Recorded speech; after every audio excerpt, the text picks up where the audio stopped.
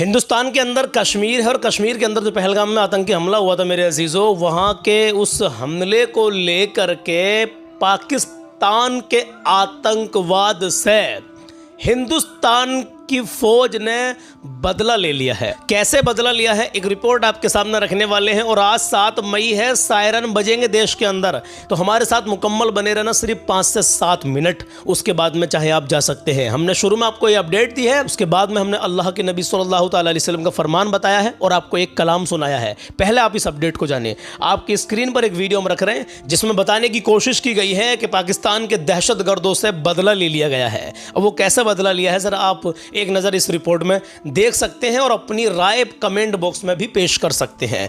आप चाहे फेसबुक पर देख रहे हो चाहे यूट्यूब पर देख रहे हो, हमसे जुड़ जाइए, सब्सक्राइब एंड फॉलो कर लीजिए, क्योंकि हमेशा हम आपको अच्छे और सच्चे पैगाम देने की कोशिश करते रहते हैं। तो फिलहाल इस रिपोर्ट को आप देखिए। जी, भावलपुर के अंदर ये लोग सड़कों पे निकल चुके हैं इस टाइम। पहलगाम में हुए भीषण आतंकी हमले के जवाब में भारत ने एक निर्णायक कदम उठाते हुए पाकिस्तान में मौजूद कई आतंकवादी ठिकानों पर एयर स्ट्राइक की है।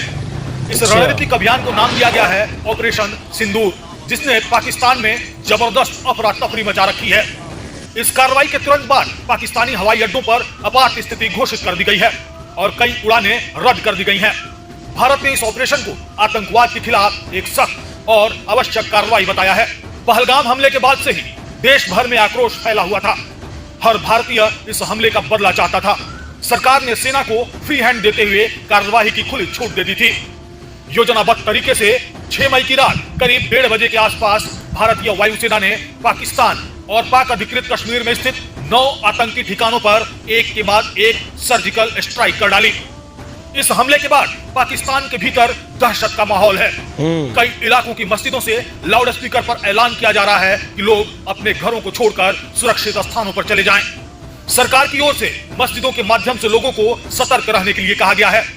स्थानीय प्रशासन की तरफ से यह भी निर्देश दिए जा रहे हैं कि घरों में कोई भी व्यक्ति मौजूद न रहे। भारतीय सेना द्वारा जिन ठिकानों को निशाना बनाया गया वे बहावलपुर, कोटली, मुरीद के बाग और मुजफ्फराबाद जैसे क्षेत्र हैं।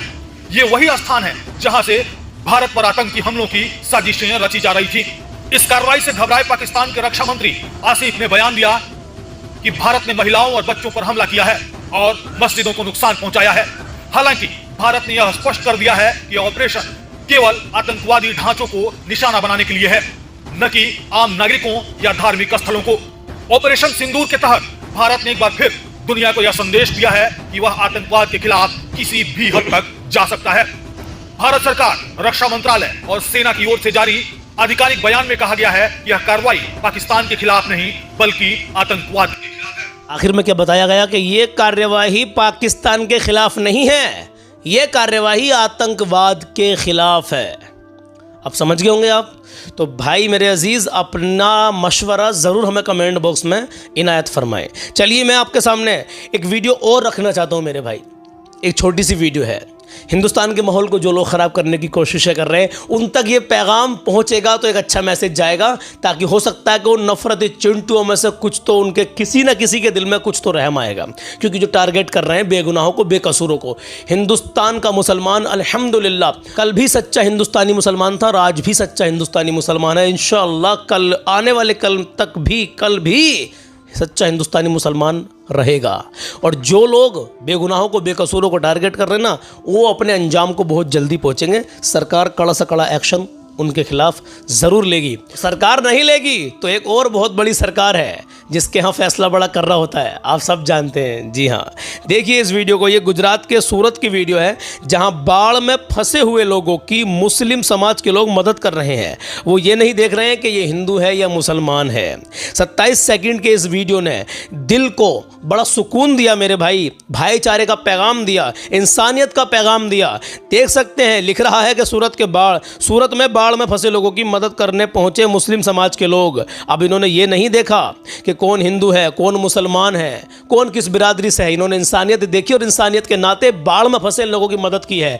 ये वीडियो मैंने आपको क्यों दिखाया है, ये वीडियो अभी का नहीं है, पहले का है। लेकिन अभी जो ऐसे नफरती लोग हिंदुस्तान के माहौल को ख़राब कर रहे हैं, बेकसूरों को सता रहे हैं, बेगुनाह मुसलमानों को टारगेट कर रहे हैं, उन तक ये पैगाम ज़रूर पहुंचना चाहिए कि देखिए ये है समाज, ये है मुस्लिम समाज और सब जगह सब इंसान एक से नहीं होते। अगर कोई एक गुनहगार है तो उसी को सजा मिलेगी भाई, और एक गुनहगार की वजह से आप सबको गुनहगार नहीं कह सकते, नहीं कह सकते, बिल्कुल नहीं कह सकते। चलिए अल्लाह के नबी सल्लल्लाहु ताला अलैहि वसल्लम का फरमान सुनिए। अभी जाना मत, आज का कलाम बहुत प्यारा है, कलाम ज़रूर सुन के जाना। अल्लाह के नबी सल्लल्लाहु ताला अलैहि वसल्लम इरशाद फरमाते हैं कि ताकत के बावजूद, ताकत होते हुए भी अगर आपको गुस्सा आए हैं और गुस्सा पी गए हैं आप, गुस्सा पी जाने वाले शख्स को अल्लाह ताला क़यामत के दिन तमाम मखलूक के सामने बुलाकर इख्तियार देगा और अल्लाह रब्बुल इज़्ज़त कहेगा कि जा, जिस हूर को चाहे उसे अपने लिए पसंद कर ले।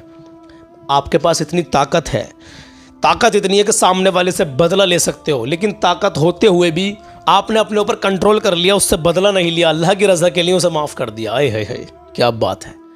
समझ गए आप?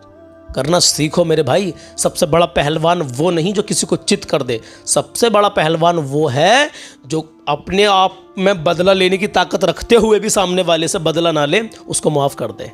क्या बात है, वो है सबसे बड़ा पहलवान। अपने माँ बाप की इज्जत करें, कभी किसी का दिल ना दुखाएं, अपना हुस्न व अखलाक हमेशा अच्छा बना कर रखें। आपको देखकर लोग कहें कि यार बड़ा प्यारा है, बड़ा अच्छा है, बड़ा सच्चा है। आपके जाने के बाद दुनिया से भी लोग कहें, आपके दुनिया से जाने के बाद भी लोग यही कहें कि भाई बड़ा प्यारा था, बड़ा अच्छा था, बड़ा सच्चा था।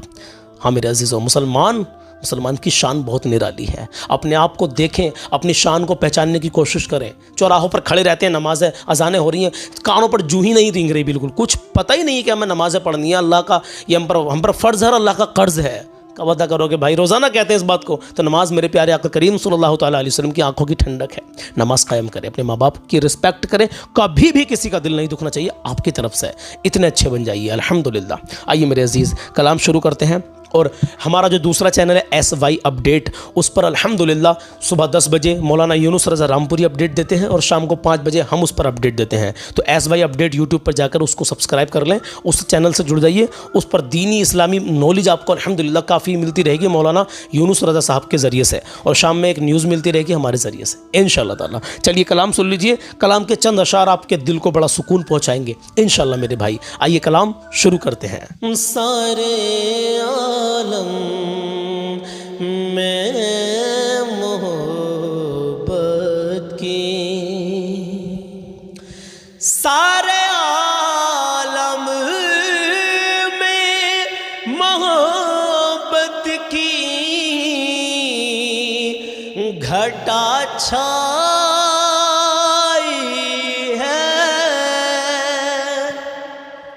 सारे आलम में मोहब्बत की घटा छाई है, और आप आए तो ज़माने में बहार आई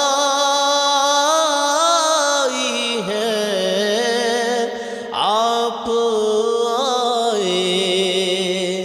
तो ज़माने में बहार आई है। सारे आलम में मोहब्बत की रूह जब वादिए पुरदर्द में घबरा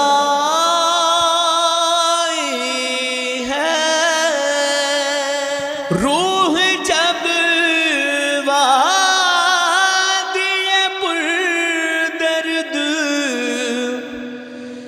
में घबराई है, तो उम्मती आका की सदा आई है। उम्मती आका की सदा आई है। सारे आलम में मोहब्बत की, और बन के खुशबू जो मेरे दिल में उतर आई है।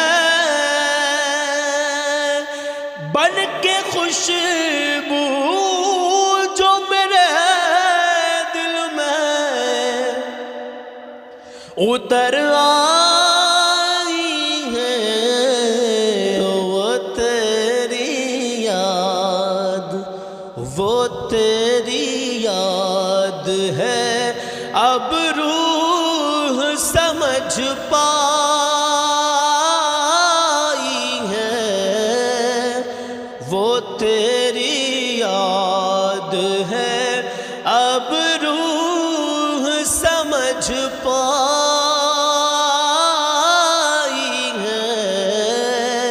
सारे आलम में मोहब्बत की घटा छाई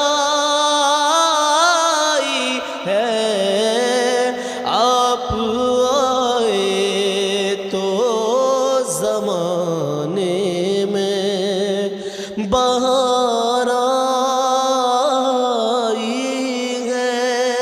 आँख के तिल में महफूज